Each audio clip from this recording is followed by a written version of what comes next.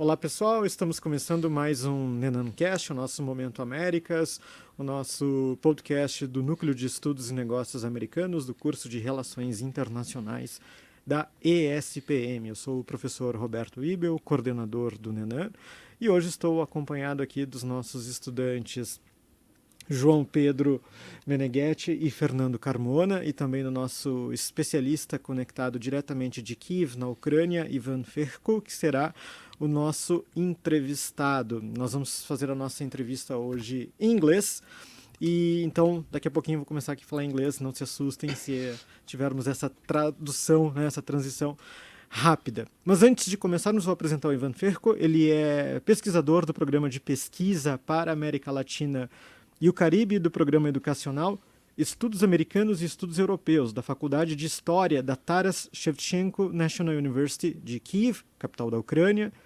É também coordenador de grupos de amizade interparlamentares na Verkhovna Rada. É diplomata educacional do Centro Nacional da Academia Júnior de Ciências da Ucrânia.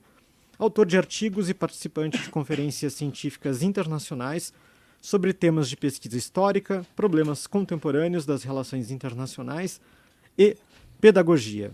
O Ivan tem como áreas de interesse profissional relações interamericanas e processos de integração, relações da Ucrânia com países da América Latina, características civilizacionais da América Latina e diplomacia cultural. E o Ivan faz parte do Ukrainian Prism, nosso futuro novo parceiro do NENAM, do Núcleo de Estudos e Negócios Americanos. So, Ivan, thank you for your time, for being here. Now we're switching to English. I'm sorry for this brief introduction in Portuguese. Can you hear us? Can you listen us?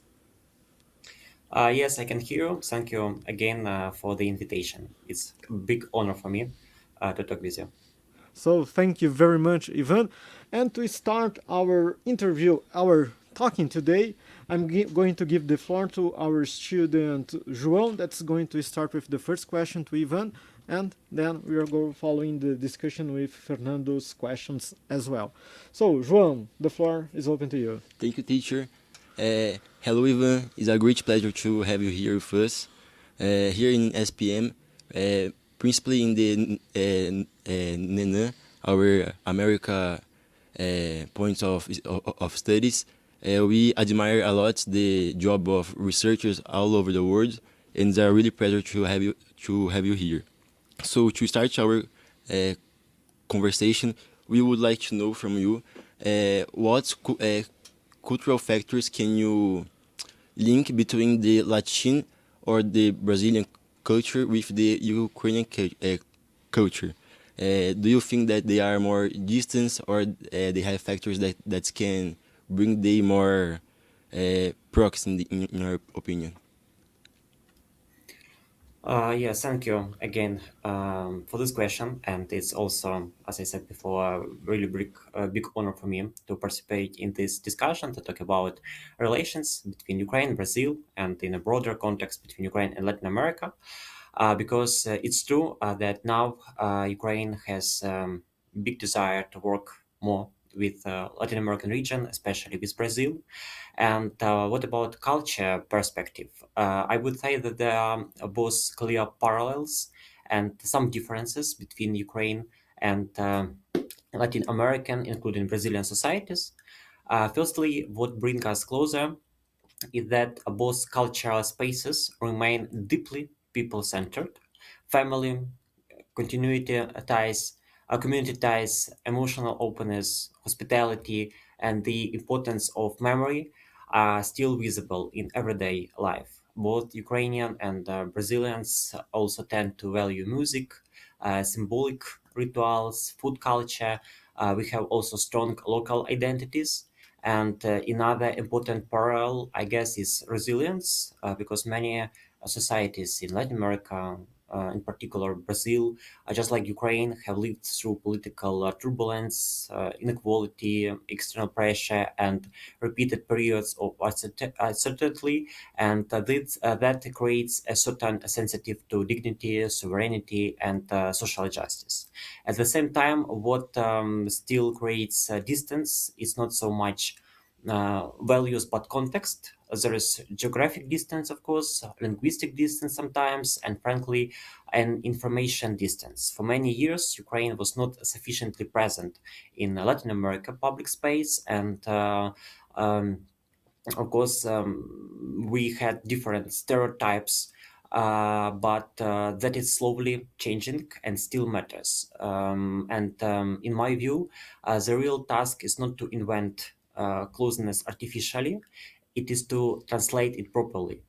And if we talk about culture cooperation, I think that actually culture diplomacy could be one of the most important track for our cooperation. And actually, Ukraine is already doing work in this direction. For example, we have a special state institution, Ukrainian Institutes. It is founded in the sphere of MFA of Ukraine.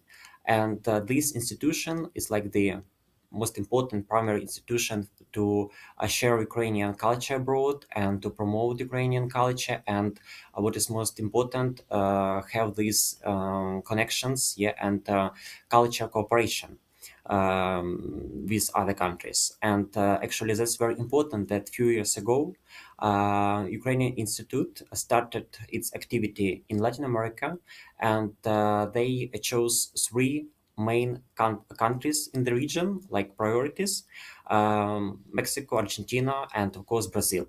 And actually, for these actions, yeah, for this activity, we understood that we need strategy.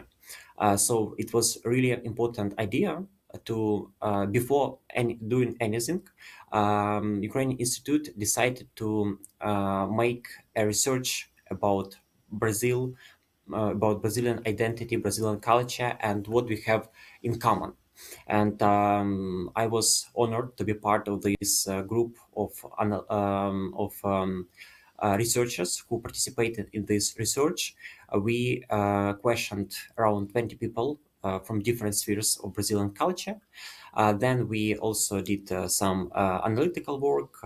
We made research with different book about Brazilian culture, and actually, Ukrainian Institute is going to publish this research, and based on this research, there are a lot of directions of work to promote Ukrainian culture in Brazil and have this cooperation, this exchange.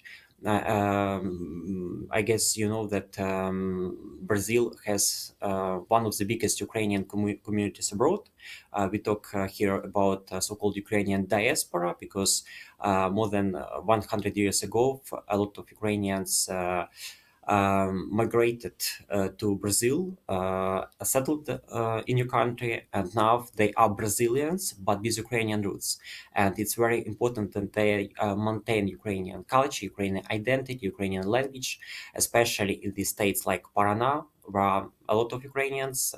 There are different statistic, yeah, we can say, but around 1 million people have Ukrainian roots, and I think that's one of the most important bridges. Yeah, if we talk about culture between our countries, but of course we also should promote this modern cooperation based on contemporary art, and actually. Here we can also mention about the work of Brazilian embassy in Kyiv. For example, just 2 years ago, the embassy of Brazil in Kyiv opened special, like we may say, institution, yeah, in the embassy, like Brazilian house, to have these events dedicated to Brazilian culture. And the same way, Ukraine and Ukrainian the embassy in Brazil works on promotion Ukrainian culture in Brazil. And we actually have a lot of common, as we already said, yeah, and we should promote this exchange because thanks to understanding culture, we can establish this fundament, yeah, for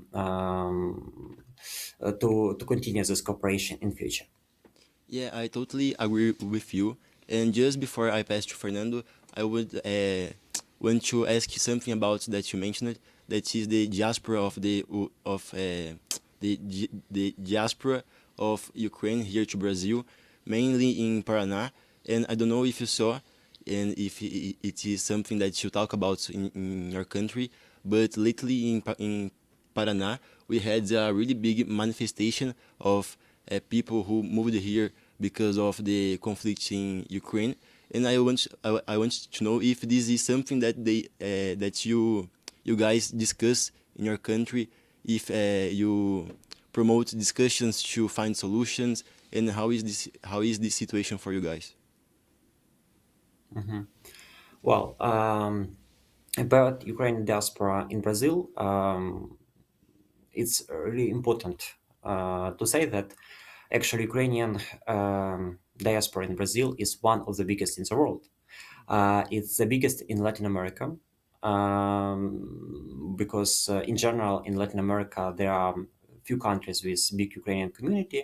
Another country is Argentina, of course, but Brazil is the biggest one. And that's really awesome that Ukrainians in Brazil have maintained their ties to Ukraine. They maintained, preserved Ukrainian culture, Ukrainian traditions after so many generations, after so many years.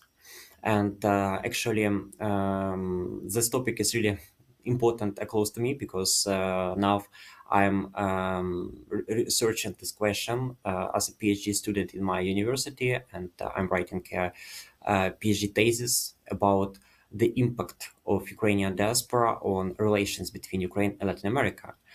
Because when Ukraine proclaimed independence more than 30 years ago, of course, we didn't have enough resources to have to establish relations, contacts with all the countries in the world at once, especially considering that Russia immediately, we may say, conquered the embassy missions in different countries, including in Brazil. But thanks to Ukrainian diaspora, we promoted and we had these first connections between our authorities and actually diaspora leaders. They played crucial role in establishing relations between our countries. For example, in 1995, Ukrainian president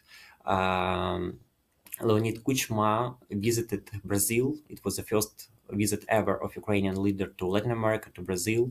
And this visit was mainly organized thanks to the efforts of our diaspora in the region, because for many years, Ukrainian communities in Brazil, they remember their roots from Ukraine, and they always were worried about the situation in Ukraine because when Ukraine was part of the Soviet Union, maybe you know that there were really difficult years for us, for our people, tragedy like Holodomor, genocide, famine, and diaspora was actually the most important advocate, yeah, for Ukraine at the time. And after the independence, they helped a lot to establish these relations. But of course, the most important role of diaspora started from the beginning of Russia invasion to Ukraine, Russia aggression, starting from the 2014.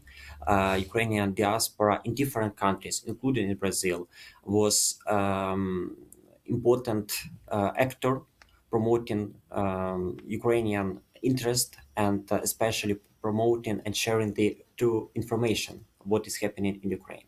And there were different manifestations to raise the question, awareness about the real situation in Ukraine. And of course, here in Ukraine, we are completely grateful to Ukrainian Brazilians, yeah, for their work, for their dedication, for their effort, for their work on developing relations between our countries, for their work on promoting the knowledges about Ukraine, promoting knowledge about Ukrainian culture, the real situation in Ukraine, because that's actually a really important job. And it's very important that now people from Ukrainian diaspora in Brazil, they regularly visiting Ukraine to know better the situation, to visit their to visit these places where their ancestors came to their country. And also, as you understand, when the war started, it was a really big challenge for a lot of people, especially for the people from the east of Ukraine, where is these military actions right now. Yeah, a lot of destruction, some territories are occupied, and that's why a lot of people had to leave this territory, and they are refugees in different countries, and including in Brazil, there are people who migrated to Brazil because of this situation, and actually Ukrainian diaspora, for example, in the Paraná, helped them to establish their life, settle in this place, try to find work. And I think this cooperation, the solidarity is especially important in times like that. As I said, we are deeply grateful for our diaspora leaders, for example, to the president of Ukrainian Brazilian representation, the biggest organization for Ukrainian diaspora, Vittorio Sorotyuk, who led this organization for many years and helped to establish this context, for example, between our policymakers and of course, for us, as for the country, it's really important to maintain this connection with other people, so they don't forget their roots, their language. We completely understand the situation, and I think it's really great that Ukrainian community, for example, is well integrated in Brazilian society. But at the same time, it's important that they still remember about their Ukrainian roots, language, culture, these traditions, and you know that people who visited Paraná, for example, this places, cities like Prudentopolis, for example, which is called Ukrainian capital in Brazil. As I said, that it's like they visit Ukraine, because everything is so traditional. There are a lot of things which still remain like these things were in Ukraine. So that's I think a really important bridge for our cooperation, and we should use it to have better connection, better relations with Brazil. We should have more exchanges, also educational projects. So that's important, and what we can do. Perfect. Thank you, Ivan. I'd like to move to the question 4 taken by Fernando. It's that is directly connected to the answer by Ivan. Fernando, please, the floor is open to you. So, good afternoon. Thank you to stay here today. It's a great pleasure to talk with you. And before I start the question, I have a friend who's from Brazil, but they have a Ukrainian family. They have a Ukrainian surname, and he lives in Nova Odessa, here in the state of São Paulo. It's a Ukrainian colony that was founded in the last century, and that's funny. So, the question is about working in a foreign policy council, more specifically with recommendations and consolations. We would like to know better how the relationship with the states unfolds when presenting proposals, needs, and about the internal organizations of the institution. Mm-hmm. Well, thank you, and it's really great that you mentioned about Nova Odessa, for example. As I remember, last year there were a meeting between the authority of Nova Odessa in Brazil and Ukrainian Odessa, and they had agreement, thanks to efforts of embassy as a mediator, to have this connection, on this level, not at the state level, but on the level of cities. And I think this really, in some way, important because of a lot of perspectives. We may have through this local level of cooperation. That's really a great start, and maybe an example, for other cities in Brazil, especially cities with Ukrainian communities, and cities from Ukraine, which are really interested in cooperation with Brazil. About your question about the work of organization like ours, a Foreign Policy Council Ukrainian Prism. First of all, I think it's important to say that in general in Ukraine, it's very developed, the work of NGOs, or civil society in general. We had different years of our history. Even if you take these 30 years of our independence, there were different times, really difficult ones, times when we had some internal problem because of actions of other countries, for example, like Russia, which wanted to establish here pro-Russian government, but always Ukrainian civil society was really important to stop this intense, and Ukrainian society was the main pillar to promote different values, democracy, and Ukrainian society always fight for better life. For they're trying to monitor the actions of our authority, and I think that's one of the most important things we have now, and that would help us to have reforms and develop our countries despite the difficulties, including despite the war conditions. And if you talk about foreign policy think tanks such as Ukrainian Prism, the relationship with the state is usually not a vertical one, but let's say a functional one. We do not replace institutions, and we do not make decisions for the state. But what do we do is provide analytical frameworks, policy recommendations, scenario assessments, and expert interpretation that can be useful for decision makers, diplomats, parliamentarians, journalists, and international partners. In practice, this relationship unfolds in several ways. First, there is a formal dimension like public events, roundtables, consultations, conferences, expert discussions, and of course, written policy products. Second, there is a more informal dimension, expert networks, professional trust, working level communication, and the fact that institutions often need quick, well-structured analysis on issue. They do not always have enough time or external perspectives.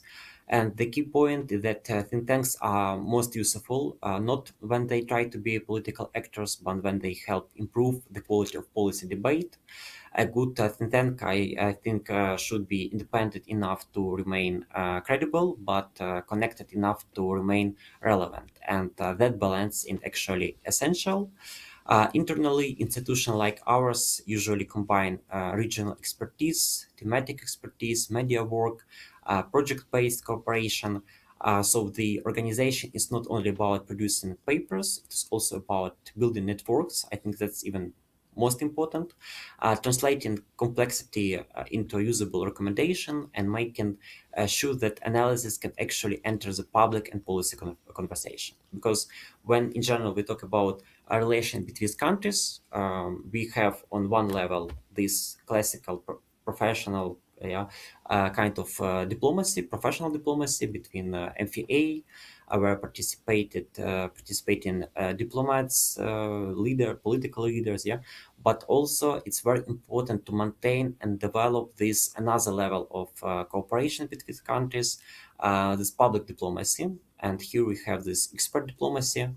Sometimes there are things that cannot be discussed in this professional level, but these things can be started discussing between experts, between these representatives of civil society. And of course, we when we give recommendations to our policymakers, we are trying to help our state in this difficult situation.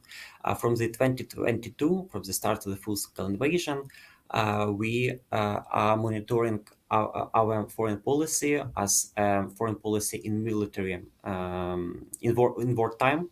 We understand that there are differences, that are different challenges and new priorities for us.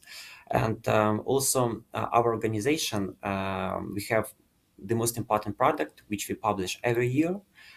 We call it scorecard, or the scores of Ukrainian foreign policy. We evaluate Ukrainian foreign policy in different direction for every year. For example, now we are going to publish our research about Ukrainian foreign policy in 2025, and we analyzed almost 50 directions, including our relations, bilateral relations with different countries, where we analyze political cooperation, strategic communication, results, actions, and of course we give some recommendation based on this information. And for example, I participated in writing the chapter about our relations with Brazil. It was again a big honor for me to analyze what we did last year and what we can do more to have better connections. Of course, we understand that Ministry of Foreign Affairs, for example, they have their own priorities. Sometimes they have more information. They have information, for example, we don't know because maybe it's secret information, for example. But at the same time, it's important that our diplomats, they always hear us. They respect the voice of expert community in Ukraine, and this cooperation we have between expert and between diplomats are really prolific one, and I think that we should only develop it to have better result of our foreign policy activities.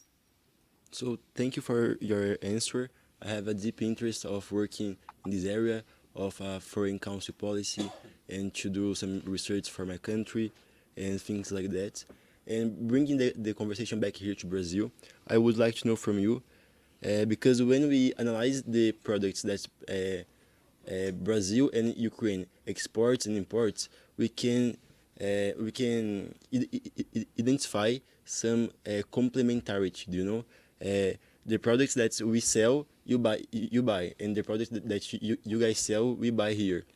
So we want to know if this fact integrated with the constantly progression of the Mercosur and European Union deal, if this can reactivate our bilateral relation of years ago, where I read an article in your site where you guys mentioned a billionaire relation of Brazil and Ukraine. I'm sorry, and I want to know this from you.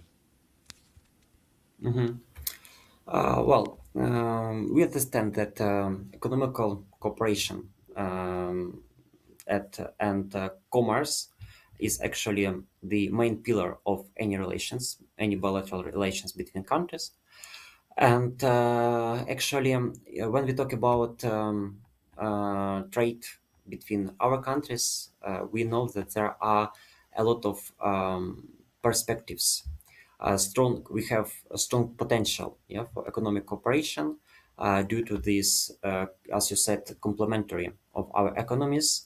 And Ukraine offers industrial capacity, engineering, expertise, IT, talent, while Brazil provides a large market, natural resources, agriculture strengths. And we already have had different historical projects in this context. And actually, 2008 was the year of our most prolific cooperation. We had exchange and in general, yeah, this trade turnover almost $1 billion dollars, US dollars. That was the most, as we say, as we call it sometimes, that was the golden age of our relations. Yes. Then, due to the crisis, due to our other problems, we lost this tendency. But nowadays, we are trying to renew it. And for this research I mentioned in the previous question, I analyzed our trade situation. And for example, in 2025, trade turnover between Ukraine and Brazil increased compared to 2024, reaching approximately $335 million. And this growth was primarily driven by a significant increase in Ukrainian exports to Brazil. And now, when we talk about most promising sectors of our cooperation, we mention such sectors like agriculture, energy, defense, IT, digital economy, because actually Ukraine now is the leading country in IT sphere, and our IT specialists, they are really available in all over the world. Our companies are opening their offices in Latin America, and I think that that's a sphere where we can cooperate a lot, because here geographical distance is not a problem. We can work without any problem online, yeah, and we can exchange this experience. Also, Ukraine is really developed when we talk about state digitalization. For example, we have special application DIA. We can translate this like an action, and this application give us access to any state service. So we can do whatever we did before in different state organizations, institutions. We had to wait, we had to thrive this really big queue. Yeah, now you can do this online without any problem, and this technology developing really fast, and we are always ready to exchange it, yeah, and share this experience. For example, that's just one example, yeah, but here we can mention more and more, like for example industry, of course, natural resources. Ukraine is really has big experience on metallurgy, and here we can cooperate also in the sphere of critical resources. At the same time, we can't forget about science, education, like joint research programs, academic mobility. These things are also really important. And of course, participation of Brazilian companies in Ukraine's reconstruction could be really an important track of our cooperation, because as you understand, guys, that during these years of war, Ukrainian a lot of Ukrainian cities are destroyed. Now war is continuing. Every day we have missile attacks against Ukrainian infrastructure, civil infrastructure. But we understand that the war, when the war is over, we have to rebuild it. For us, it's a big challenge, and we already have a lot of projects, ideas how to do this. And here we need cooperation from all countries, yeah, which are interested in this project, because it's a really big work. And I think that for Brazilian companies could be also beneficial and interesting to participate in this project to for reconstruction of Ukraine.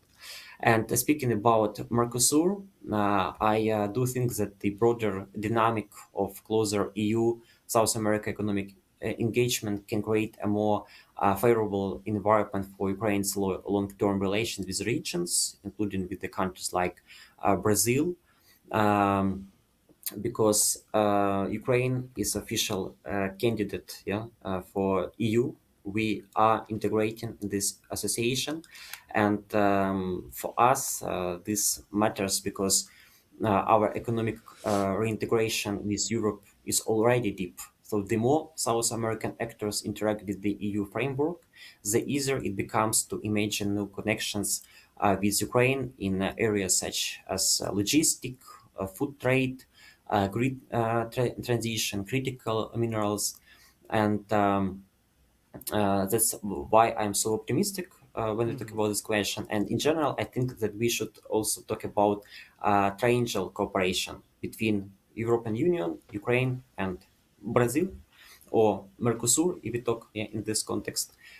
Here we can talk about different projects as well, and that's the kind of cooperation which are really could be really important and prolific for all the parties, especially now in this time of geopolitical turbulence when there are really big fight here and for resources, and we truly understand and value this international cooperation, uh, these resources, and these kind of relations we are going to have in this triangle cooperation between Ukraine, EU, and South America. I think it's a really promising project. Thank you, Ivan. I'm giving the floor to Fernando to make one of the last questions. Analyzing the voting partners of Latin America countries on UN resolutions related to the war in Ukraine. Which countries in the region does Ukrainian Prism consider the most strategic partners going forward, and what specific diplomatic or economic incentives could shift the positions of those that have remained neutral or abstained? Mhm. Thank you for your question. When we talk about the stance of Latin American countries towards the Russian aggression against Ukraine, usually, for example, in the Ukrainian Prism, we divide the countries of Latin America into three groups. The first group is countries who support Ukraine and condemned actively Russian actions. Countries like Chile, Argentina, Central American countries like Panama, Costa Rica, Dominican Republic, they completely support us, and they always vote for Ukrainian resolutions because this not only a question of Ukraine but also the question of international order. Also, there is a group of countries which we can call neutral. They condemn Russian aggression in the UN, but they maintain the relation with both sides. And the third group of countries, the countries who support Russia and vote against Ukraine resolutions, usually these countries of so-called authoritarian bloc, of Latin American countries like. It was a case of Venezuela, Cuba, Nicaragua. Actually, these three countries are allies of Russia in the region, and of course, we understand why they voting against us. But when we talk about the cooperation and the strategic partners, here we can first of all mention the group of the biggest countries, the biggest economy in the region. Of course, it's Brazil. That's our really important partner, especially considering that we have a strategic agreement with Brazil, and we officially considering Brazil as our strategic partner in the region. Of course, we understand that we should work more, to have real strategic cooperation, not the symbolic one. But we already are doing this work, and we have a lot of projects, common. So Brazil remains for us the very important partner in the region, is like our priority. As the same in the same level, we are cooperating, and we consider as our priority countries, big countries like Argentina, Mexico. All of these three countries are also members of Great 20. They are regional leaders. We have really big historical context, yeah, of our cooperation. We have embassy, both, yeah, in Ukraine and in these countries. Also, for us, really important, and it's written in our strategy, Chile. And in general, I think that it's important to say that actually Ukraine started its active diplomatic work in this Latin American direction in 2022. After the start of Russia full-scale invasion, we started to find new partners in different countries in the world, not only in our neighborhood, yeah, like in Europe, but in regions in Latin America, and that's why we adopted, like, firstly, for the first time in our history, the special strategy for developing relations with countries of Latin America. And that was a really important step, yeah, to have this to promote these diplomatic efforts.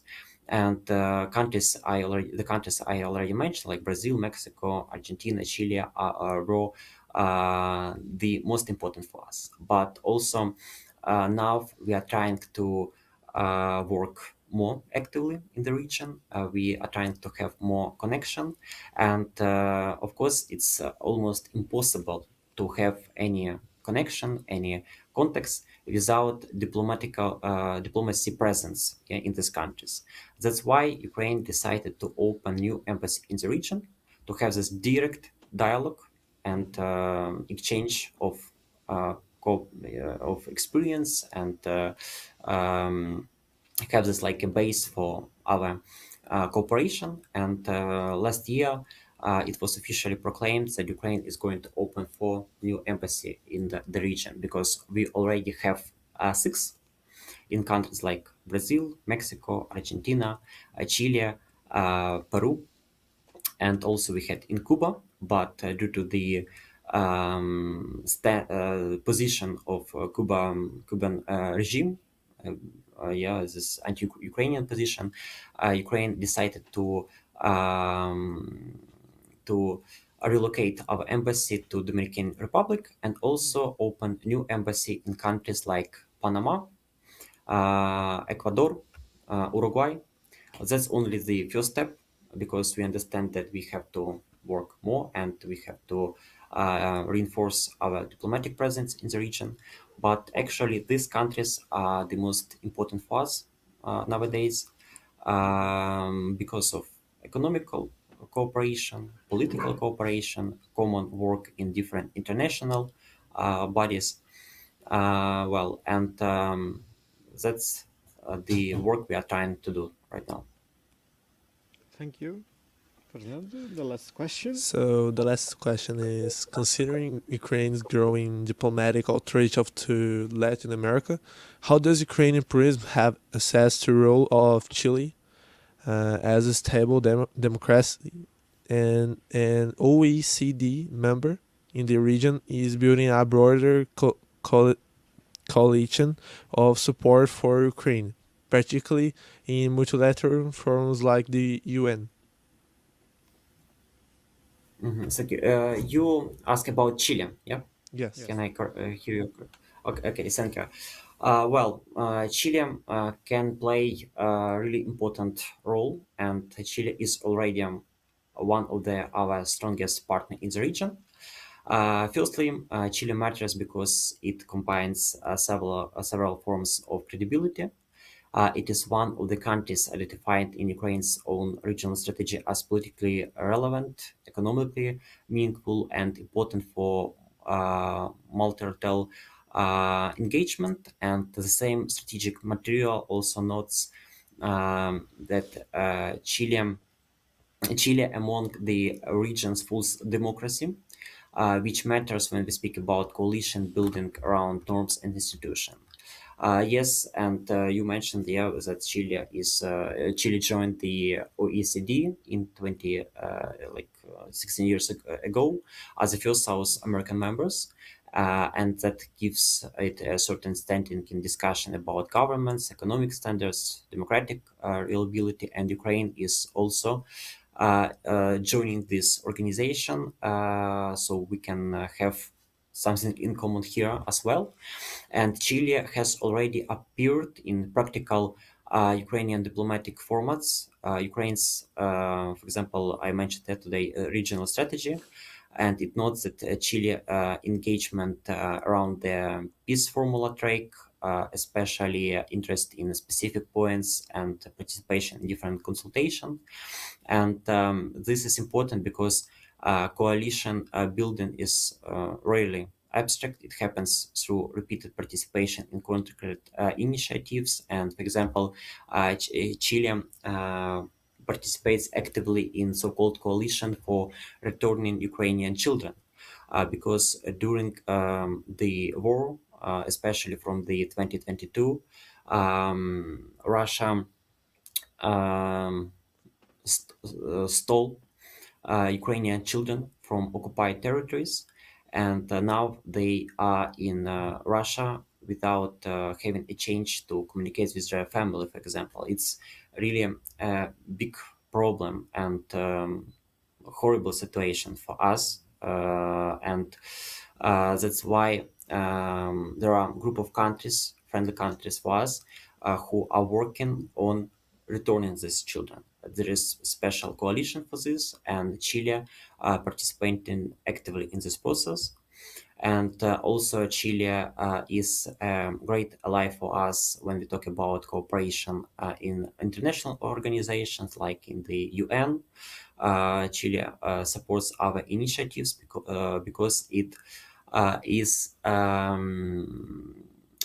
corresponds to their foreign policy priorities, which based on values of democracy, respect for countries' sovereignty, for territorial integrity, and from our perspective, Chile is important not because it can deliver all Latin America, but because it can help anchor a serious rules-based conversation about Ukraine inside the region. In multilateral forums like the UN, countries such as Chile help demonstrate that support for Ukraine, and it is also exist among respected Latin American democracies, and that has both symbolic and diplomatic value. That's why Ukraine opened, for example, its own diplomatic representation embassy in Chile in 2019, a step that shows us that Chile is really important member for us, an important partner for us. We had great personal relations on the level of head of states between the President Zelensky and the ex-president of Chile, Gabriel Boric. There were a lot of meetings, different form of cooperation, including we discussed the readiness of Chile to participate in demining Ukrainian territory after the war. And now, this year, Ukrainian Minister of Foreign Affairs, Andriy Sybiha, participated in person in the inauguration of elected President of Chile, Cast. And we are completely aware, and we know that this change of leaders, this transition in Chile does not affect our relations because it maintains on the same level. We have support from Chile parliamentaries, which was the first from Latin America who visited Ukraine in person after the start of the war. And of course, we talk about security cooperation, we talk about economical cooperation, and I think that Chile is actually one of the successful example of our relation with Latin America. This example, which we can adapt for our strategy, for our relation with other countries in the region. Thank you, Ivan. So we are almost finishing our conversation here with Ivan. I know Ivan now is almost 11 p.m. down in Kyiv, so it's going to be almost midnight there. So thank you very much for your time, your expertise here, in sharing this with our students from NENAM. And I truly hope that this will be the first of several partnerships between NENAM, ESPM, the Ukrainian Prism as well. And I'm crossing fingers that this will happen in the near future. We have a more stronger partnership with you, and probably this will be the first of several podcasts and videocasts and cooperation activities with Ivan and with the Ukrainian Prism. Ivan, it's a huge pleasure for us having you here this time in an online videocast, but hopefully maybe in the next year you can come in person here, and maybe we can go to Ukraine in the near future when it's possible to talk in person, maybe having a conversation to discuss more about the partnership and the possible cooperations between Latin American nations like Brazil, Chile, Argentina, Mexico, and other nations with Ukraine. Ukraine is a very important partner for Brazilian agriculture field and for other sectors of the economy. So we really hope that this will improve next years. So I'd like to thank again to Fernando and to João to take part in our podcast here. And even if you have final words to say goodbye to our audience, please, the floor is open to you. Thank you, Roberto.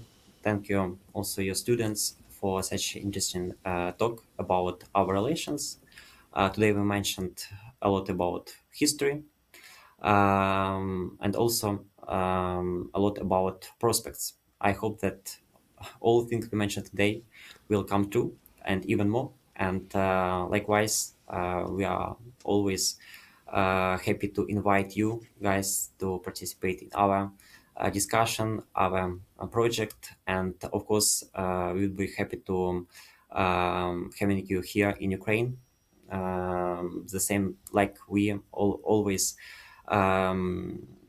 use any moment, any possibility to visit this your magnificent and brilliant country. So thanks again for our conversation, and I hope that we have more to talk in future. Thank you, Ivan. I don't speak Ukrainian yet, but дякую, I think it's correct, according to Google Translate. Дякую. Obrigado. Obrigado. Thank you so much.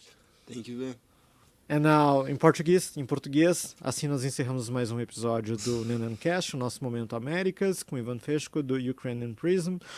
Continue conectado nas redes sociais do Núcleo de Estudos e Negócios Americanos da SPM, NENAM_SPM, no Instagram, no LinkedIn e muito em breve também no TikTok. Muito obrigado e até uma próxima.